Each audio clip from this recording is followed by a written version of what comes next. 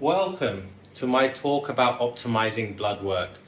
Now in this video I'm going to talk about 5 blood tests that you normally wouldn't have done when you go for a normal doctor's screening. Now these are the 5 most important blood tests you can do, and I'm going to explain to you why they're important and what these numbers mean for your health, as well as some strategies that you can implement to help improve your health and longevity. Now, the first one I'm going to talk about is high sensitivity C-reactive protein. Now, this is an extremely important test because it helps show you the overall inflammation in your body. The higher this is, the higher chronic and/or acute inflammation there is. There are many things that can cause inflammation, such as infections, injuries, parasite, mold, stress, poor nutrition, poor lifestyle, lack of sunshine, lack of movement, lack of sweating, lack of cold, lack of hot. You get the idea. But this just gives you an overall idea of how much inflammation there is in the body. Now, what is high sensitivity C-reactive protein?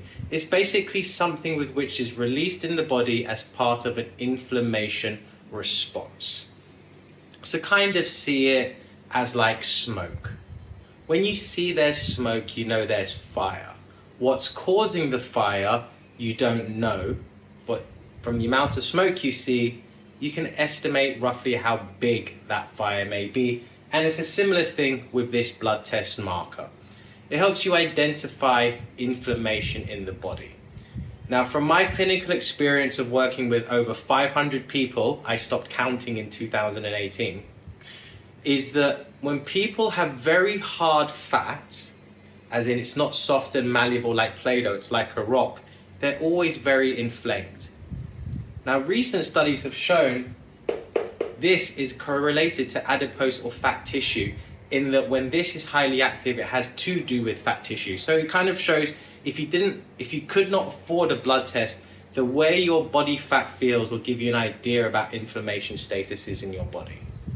But the big question is, what can you do to bring this down if it's high? Now, you've got your generic lifestyle factors, which I'll share in other videos, which are across the internet, from walking to eating better, drinking better water, sunshine, sweating, cold exposure, etc., etc. But some very simple things you can do to help lower your high sensitivity C-reactive protein is to supplement a very good quality curcumin. Now, curcumin should be bound to an oil, it should be a phospholipid in order for it to be best absorbed and utilized. And typically anywhere from 250 to 500 milligrams taken 2 to 3 times a day is a good starting dose. Other good ones you can do are things like aged garlic extract, which can start to help bring down overall inflammation in your body. Well, first and foremost, if you see this is high or your body is suffering from acute or chronic inflammation, is try and identify what's causing it and start looking at natural ways to start bringing it down. Next one I'm talking about is an omega-3 index test. This is a relatively new test, as in it's becoming easier to do than it used to be, and it's a very good test to show the overall omega-3/6/9 ratios in your body. Now, typically you're looking to have a ratio of 8 to 12%. Realistically, even going up to 20% is a good score to have. Now, the reality of omega-3s in today's world is where we are not eating naturally raised animal products, for example, cows that are not living off grass, that are being fed off grains, the omega-3/6/9 ratios are totally skewed as to what they should be. And that then has a direct correlation to our health. And the omega-3 is a natural protector to cells. It helps develop healthy cell linings, and is also a natural anti-inflammatory. So when this can be high, this can tend to be low. They tend to be a yin and yang. Now, one of the easiest ways to fix omega-3 in your body is to supplement a high quality, natural, cold pressed cod liver oil. This is naturally very high in omega-3, and this is the traditional way of naturally bringing down inflammation and increasing your omega-3 index. Other ways you can do is by switching to natural grass-fed produce and eating as much wild produce as much as possible. These are some natural ways in which you can increase your omega-3 index and decrease overall inflammation in your body. The third test I'm going to talk about is vitamin D3. Now this is one of the biggest ones for me when it comes to testing. Doctors will test this, and as long as you are anywhere above 30 or 28 ng per milliliter, they say you're okay. That is a normative range. But what is the normative range based on? The normative range is based upon taking a percentage of normally the American population, testing everyone and going, this is the bottom end, this is the top end, this is what's acceptable. Hence what is the current reference ranges. So most people will fall within those reference ranges because that is average population. However, in the sports performance world, if you are in professional football and you score less than 80 ng per ml, you are not allowed to play. Because if you have less than 80 ng per ml of vitamin D3 in your blood, your chance of injury is 300 or 3,000% higher. Why is that important? Vitamin D3 is essential for every form of cell replication. Over 1,000 DNA processes are based upon D3, which means if your body wants to build new muscle, repair collagen, repair immune cells, build new immune cells, build a new brain cell, build new nerve cells, basically do anything in life, this is needed. So if this is high, this is low, and you are highly stressed and highly active, and this is low, your chance of injury is very high. The realities of gaining results is very low, and you're kind of just wasting your time and beating your head pointlessly. So in professional football, they need players to have above 80. Ideally, they stay around 100. Because that has been shown to be the most effective and lowest chance of players getting injured, which is why I always say to my clients, your vitamin D3 must be above 80. If that's what they expect for professional football, we should expect the same, because we too should be treating our bodies like high performance machines. You may not be playing football for Manchester United, but your family certainly is more important than Manchester United. Your children are more important than Arsenal Football Club. So therefore, you should treat your body like that as well. And trying to achieve high levels of vitamin D is essential to overall combating everything in your body's health, because your body cannot build anything new without sufficient vitamin D. Now, your body will naturally get vitamin D from sun exposure, as long as you're not wearing sunblock, and or some natural produce like cod liver oil will have some vitamin D. But the science has shown the most effective way to increase vitamin D is to have 4,000 IU with vitamin K2 per day. Not many companies sell 4,000 IU as one pill. It tends to be 2,000 or 5,000. So I just recommend, instead of wasting money buying two 2,000s, just buy one 5,000, and that tends to work out the best value for money. And just take one 5,000 IU every single day. You can test your vitamin D every 6 months. Once you get to about 120, you can stop, retest. Probably within 3 months, you'll be back down to below 80, retake again.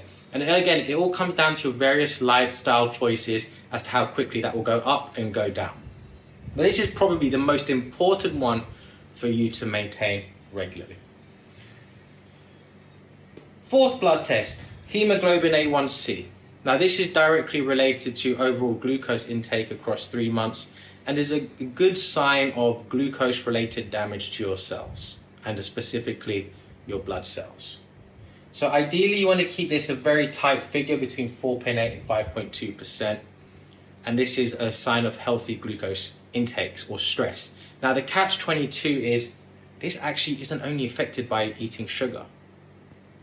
This can also be affected by ketosis. This can also be affected by chronic undereating. This is actually overall a sign of how much stress your body has been under, which can be from overeating carbohydrates or undereating. Why? Because when you get stressed, your body releases cortisol, and one of the foundational functions of cortisol is to increase blood sugar level. So you don't have to eat carbohydrates to increase your blood sugar level. Being stressed while in a chronic low carbohydrate position will naturally increase your blood sugar, your blood glucose. How?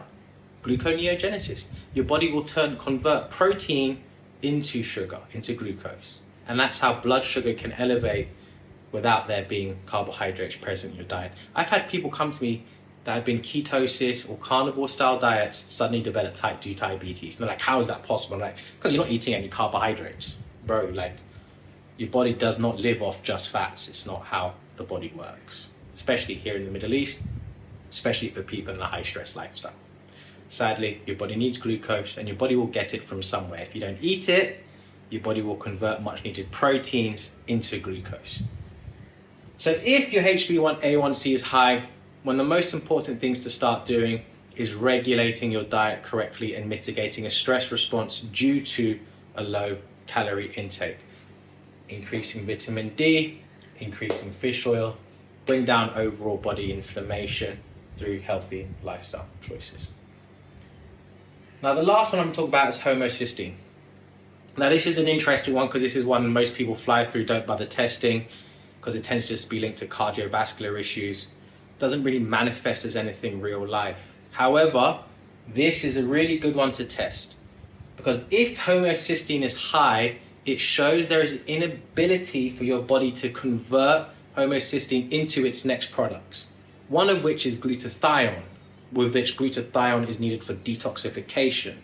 So if this is high, glutathione is always going to be low, and if glutathione is low, you're opening Pandora's box for a lack of detoxification in your body, from Alzheimer's to other dementias to any form of toxicity related neurodegenerative disease. This is also a sign that your body does not have enough B vitamins, because B vitamins are required for the conversion of this. Now, if your body is not taking in enough B vitamins, that can be because you're not eating enough red meat, you're eating enough wholesome foods, or you're actually overall too stressed for the nutrition intake you're putting in. So if this is high, this is a very good indicator. You need to fix your nutrition, eat a more varied diet, or fix your digestive health by increasing your hydrochloric output, which kind of comes back down to stress. And or you need to start supplementing B vitamins in order to start fixing what you can just call a broken chain. This is also very important as well for brain health and also liver health. So you also don't want this to be too low. But I've yet to have someone come to me with too low of a homocysteine level. So if that is you, please send me a message and I will help you for free. But most people will score this too high. So overall, these are 5 blood tests that you can do that will give you a really good indicator as to the health of your body, the overall inflammation, and the little things you can do that will drastically increase the longevity and quality of your life. If you have any questions about any of these tests, please let me know. And I hope this helps you. And if you wanted to know more about what books you can read to help, I'll link them down below. But these are my 2 go-to books for anything to do with blood tests. I'll link them below in the comments and the captions. Any questions, let me know.